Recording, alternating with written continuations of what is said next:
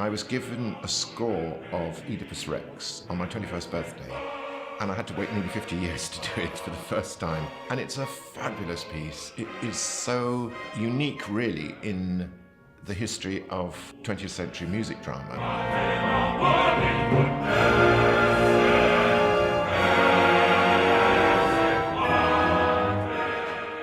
One of the very first projects I ever did with the LSO was Stravinsky. We were recording Rake's Progress with the Monteverdi Choir and a wonderful cast, and that was followed by a recording of the Symphony of Psalms. So to perform Oedipus Rex and Apollon Musagette with the LSO and with the Monteverdi Choir was part of a tradition. The piece is so phenomenally immediate. It reenacts the great Greek tragedy and myth of Oedipus and the appalling story of his blindness and ultimate demise. But he does it with so much reference to music of the past, and yet it's unmistakably Stravinsky, you couldn't for a second think it's anybody else. Rhythm is absolutely key to the whole thing. It's as though it's like a Greek frieze on the Acropolis, on a temple, which is suddenly animated, come to life.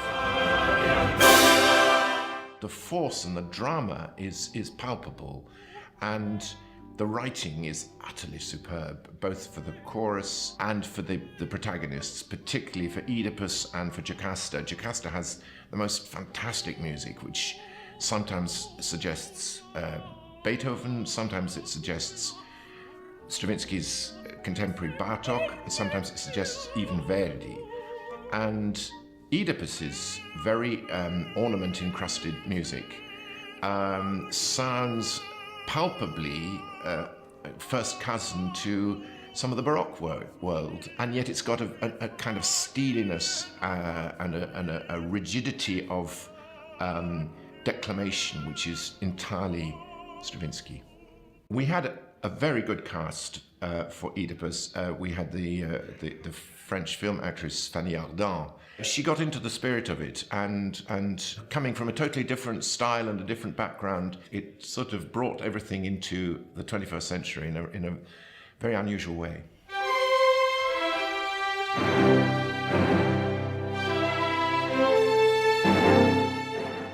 And then with Apollon Musagette, it's extremely antiphonal piece of writing, extraordinarily romantic for Stravinsky. I mean, it's a neoclassical piece, but it has enormous passion. You feel his sort of Russian ancestry. I mean, the Serenade for Strings of Tchaikovsky isn't all that far away, and the LSO responded to it absolutely magnificently. And there was a tremendous sense of refreshed and refreshing synergy with the music. I find the collaboration between the LSO and the Monteverdi Choir a very fruitful one, because the LSO is a fantastically virtuoso orchestra and has shown itself, all the time I've known it anyway, to be amazingly flexible and amazingly stylistically well attuned to any demands that are put on it. And the same goes for my own choir, the Monteverdi Choir, which is also a virtuoso professional outfit, and the synergy between the two is very fruitful. These two pieces lend themselves very well to the concept of a live recording, and we made it here at the Barbican over two concerts with an audience who really kind of helped us on the way. The fact that the choir was in makeup and in semi-costume, and the orchestra were, as it were, had that secretive complicity that only happens when you've got pit lights, made the whole thing very theatrical and very immediate, and I think that comes over on the recording.